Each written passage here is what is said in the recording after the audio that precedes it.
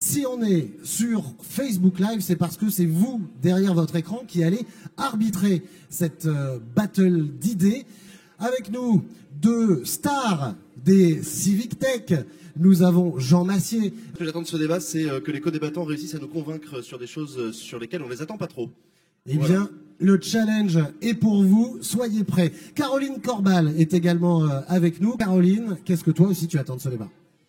De là, je suis contente de voir un panel aussi varié de participants et ce que j'attends d'eux, c'est qu'ils arrivent à donner leur avis en un temps extrêmement court, ce qui va être très difficile et donc très intéressant pour nous à voir d'un point de vue extérieur.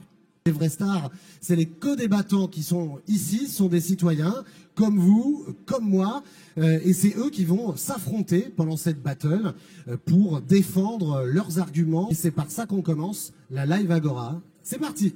Aujourd'hui, avec nous, eh bien, c'est Victoria qui représente le collectif À nous la démocratie et Christophe Vautrin qui lui aussi a été élu pendant longtemps. Alors, pourquoi faut-il passer à une 6e République? C'est à toi, tu as 30 secondes. Donc, vu qu'on est dans l'interaction, je vais vous poser déjà deux questions. Est-ce qu'on a envie de continuer à vivre sous une monarchie élective? Est-ce qu'on a envie, en tant que citoyen, disposant d'un esprit critique, de laisser la place à une seule personne, sachant que la 5e République est née le 4 octobre 1958. J'ai fait mes devoirs. Le 4 octobre 1958. Depuis, notre société a énormément évolué, tant sur le plan technologique, éducationnel. Bien joué, la technique des questions, bien tenté. Christophe, toi, t'es pas d'accord? Alors, les devises de la 5e République, c'est liberté, égalité, fraternité. Donc, c'est extraordinaire. Et il faut se battre pour cela, sachant qu'il y a certes des choses à améliorer, le millefeuille administratif, le renouvellement du personnel des élus. Mais ces valeurs me semblent fondamentales. Liberté, égalité, fraternité. Vive la 5e République. Si vous pensez que Victoria vous a convaincu et que c'est ce sujet dont il faut qu'on parle, vous votez avec l'émoticône mort de rire. Avec nous également Christine Pécard et Clara Boudéenne. Avec vous, la question qu'on pourrait aborder dans cette grande battle, c'est le citoyen est-il apte à faire la loi? Clara, on va peut-être commencer par toi, Clara, de Parlement et Citoyens. Pourquoi penses-tu que, bien sûr, le citoyen lambda est apte à écrire la loi? Bien sûr, le citoyen lambda est apte à écrire la loi, heureusement, parce que c'est un peu le fondement de notre démocratie. Dans la Déclaration des droits de l'homme, à l'article 6, on voit que le citoyen doit écrire la loi via ses représentants ou personnellement. Donc j'espère qu'on pourra le faire. Nous, c'est ce qu'on a fait depuis environ 4 ans avec Parlement et Citoyens. Donc plusieurs milliers de citoyens ont participé à l'écriture de la loi. Et j'espère encore que c'est possible parce qu'il y a environ 300 citoyens lambda qui viennent d'arriver à l'Assemblée nationale avec La République en marche. Donc j'espère aussi qu'ils sont capables de le faire. Merci Clara, le temps est parfaitement respecté. Christine Pécard, pourquoi non, le citoyen ne serait pas capable d'écrire la loi? Alors c'est assez... en fait, ça rebondit sur mes voisins. Les élus servent-ils encore à quelque chose?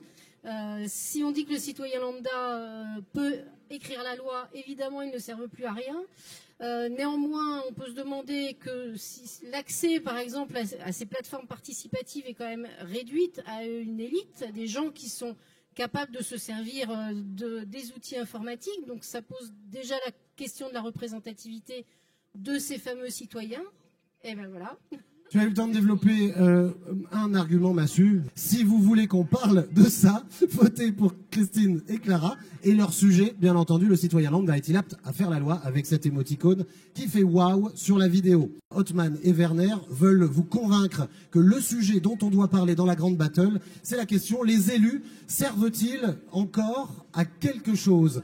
Othman, toi, tu penses que les élus, évidemment, servent encore à quelque chose. Johan, on lance le chrono. Tu as 30 secondes pour nous convaincre que c'est ce sujet dont on doit parler. Bonjour à tous. Alors effectivement, actuellement, nous vivons une crise qui est multiforme, une crise qui est économique, énergétique, financière, sociale, climatique, alimentaire, mais également une crise de sens. Donc une crise multiforme, en réalité, qui menace l'ordre donc de l'humanité, dont nous faisons tous partie. Alors l'élu, à mon sens, et non au sens politique et non au sens politicien. C'est une personne qui est choisie par les citoyens pour trouver des solutions qui apportent la paix à la cité. Il est cruel ce Johan. Werner, pourquoi toi, tu penses que non, les élus servent plus encore vraiment à grand-chose? J'ai rencontré Othman tout à l'heure. Il est élu depuis 2008 et je voulais le convaincre qu'on peut s'organiser collectivement sans les élus. Ça a déjà le cas avec la ville de Saillance. J'ai que 30 secondes, donc je vais reprendre certains chiffres. 87% des Français disent ne plus faire confiance aux classes politiques. 77% des Français pensent que le système démocratique fonctionne de moins en moins bien. 70% des Français pensent que les élections ne changent rien. Donc nous avons les solutions pour nous organiser collectivement et j'aimerais lui prouver.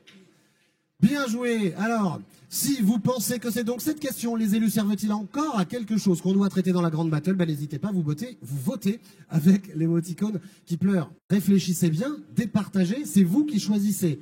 Vous envoyez l'émoticône du débat que vous voulez qu'on ait ensemble. Peut-être un petit mot, Jean, les téléspectateurs d'Acropolis, à ton avis, ils auraient choisi quel sujet quand on parle avec eux? C'est vachement dur, ils auraient probablement choisi, est-ce que les élus servent encore à quelque chose? Je pense que c'est un sujet qui les intéresse particulièrement, parce que nous on aime bien regarder les élus travailler et parfois on se pose la question.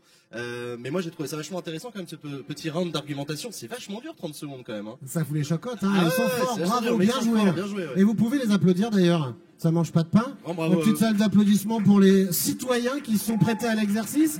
Merci. Merci pour eux. Caroline, la question que je voudrais te poser, c'est là, on n'abordera qu'un seul grand débat. Oui. Est-ce que ces sujets, on pourra les prolonger sur la plateforme Démocratie OS? Et si oui, comment? Complètement. Du coup, on a mis en place pour le salon une plateforme Démocratie OS. Et c'est sur les 3 sujets. Sur le salon aussi, on a eu beaucoup de réactions. Donc je pense que le débat a vraiment intérêt à être poursuivi ensuite. Et sur Facebook, qu'est-ce qu'on dit, Véronne? Prends le micro. 10 personnes sur le citoyen lambda est-il apte à faire la loi? Par rapport aux autres résultats, il n'y a pas photo. Ok, félicitations. On peut les applaudir tous. Je vais demander donc à Christine et à Clara de rester ici au milieu. Othman, Werner, Christophe, Victoria, restez avec nous bien sûr, là parmi nous pour continuer nos échanges dans le débat. Je suis sûr que vous êtes intéressés par cette question. Si vous nous rejoignez maintenant sur Facebook Live, sachez que vous participez à une live Agora, une battle d'idées interactive en live streaming pour réinventer la démocratie. On est en direct du plateau télé du premier salon de l'économie du partage. Merci à Cher Paris de nous accueillir dans la première partie de cette live Agora. C'est vous qui avez décidé de parler de la question « Le citoyen est-il apte ou non à faire la loi ?» Et c'est vous qui allez trancher cette battle d'idées entre Christine et Clara.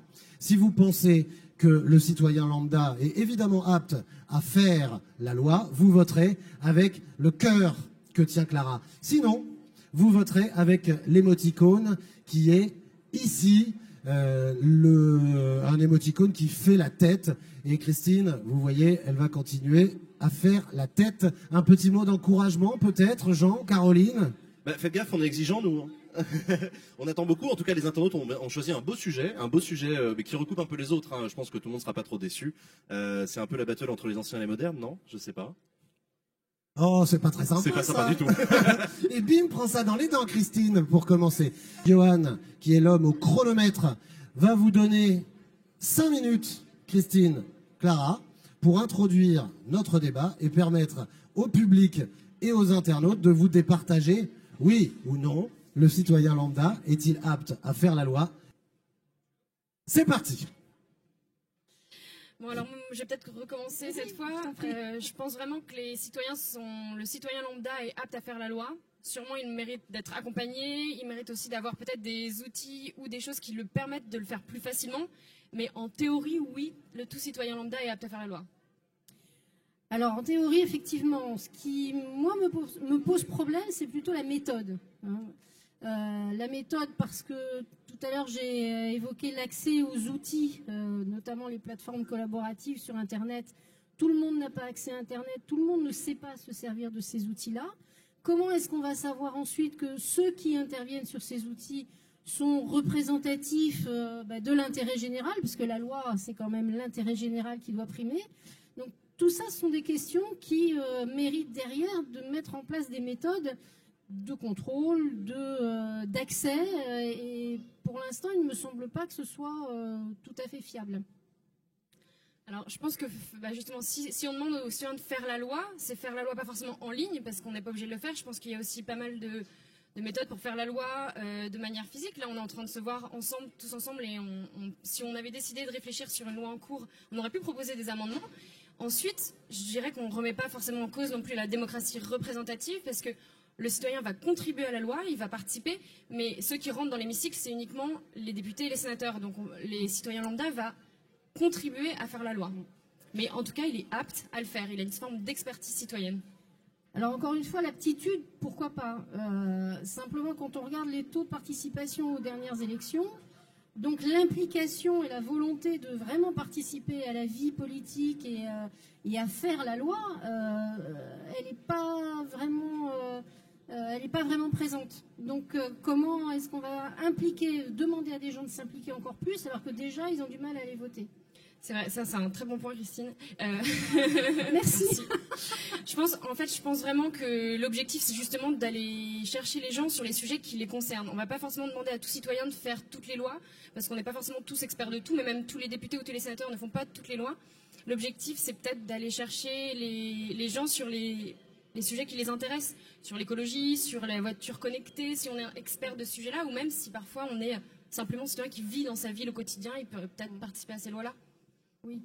Alors bon, les sujets qui les intéressent, ok, mais est-ce qu'on va pas être un petit peu cloche-mère du coup? Et les gens vont vouloir traiter des choses de leur quotidien qui ne sont encore une fois pas forcément des sujets d'intérêt général, mais plutôt des sujets de petites choses qui les touchent directement. Or, la loi, encore une fois, c'est fait pour traiter de sujets d'intérêt général. Je pense que ça n'empêche pas, si on donne le sujet d'intérêt général sur un sujet, par exemple, on dit les pesticides, ça me touche personnellement, comme ça peut être dans la loi. Donc l'objectif, c'est de faire une loi sur les pesticides. Donc qu'est-ce que moi j'en veux plus, j'en veux moins, dans quel contexte, à quel moment, etc. Et donc ça, pour moi, le citoyen, il peut dire si oui ou non il en veut. C'est de l'intérêt général tout en étant au quotidien du particulier. Sur cette question d'un public d'élite, là, qu'est-ce que tu Oui. répondrais ou comment explique-nous ça.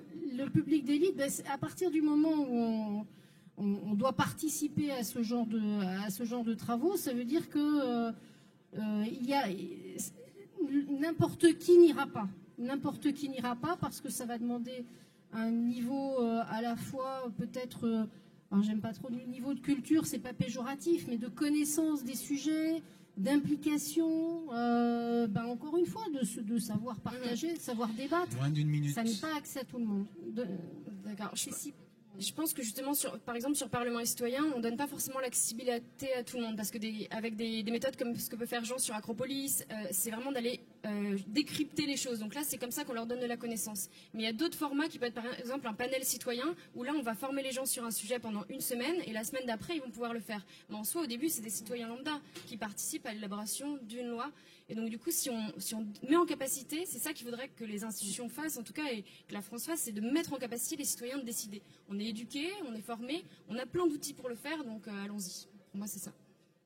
En tout cas, on est d'accord sur une chose, c'est sur la méthode. Il faut travailler la méthode. Ouais. Selon vous, vous avez entendu les arguments de Clara, vous avez entendu les arguments de Christine, deux citoyennes. Et vous, si vous pensez que oui, le citoyen lambda est apte à faire la loi, vous votez avec l'émoticône cœur. Et si en revanche, vous pensez que, non, c'est pas si facile que ça et qu'on peut pas décréter que le citoyen fera la loi, eh bien vous voterez avec l'émoticône en colère, qui est l'émoticône de Christine. Comment est-ce que tu as trouvé cette battle, Caroline? Et est-ce qu'il y a des outils qui te semblent, en plus de Parlement et citoyens, permettre justement de faciliter ça? Oui, donc le débat était intéressant, très court, ça a surtout soulevé beaucoup de questions. Ce qui est intéressant, je pense, c'est d'aller direct dans la méthode, de dépasser l'approche outil. C'est quelque chose dont on a beaucoup parlé aujourd'hui sur le stand du parcours citoyen et notamment du côté de Démocratie OS. Mais je pense que ces outils-là ne pourront fonctionner que si en fait on arrive à bâtir de la confiance, car les gens sont très défiants envers ces outils. Et ça repose sur des méthodologies et des valeurs. Merci.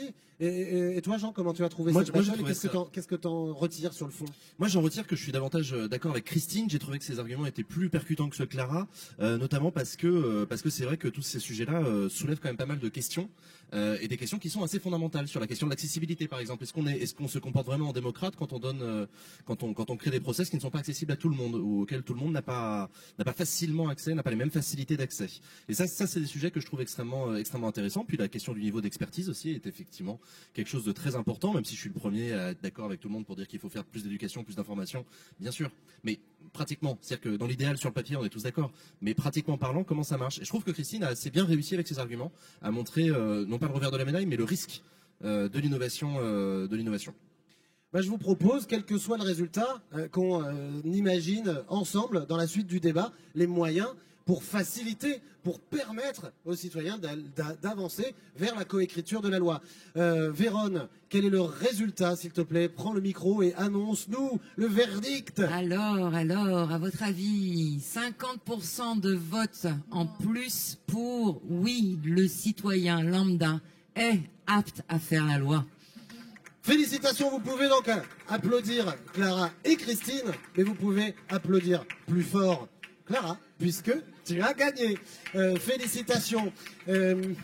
Si vous vivez avec nous la live Agora sur la démocratie collaborative en direct du salon Cher Paris, on va passer maintenant en mode after pour aller plus loin dans la réflexion. Et si on est déjà demain et que vous regardez la version courte de la battle, je vous donne rendez-vous sur la page Facebook d'Agoralab TV pour retrouver toutes les sources d'informations et les moyens de s'engager, notamment les outils Civic Tech, sur cette question.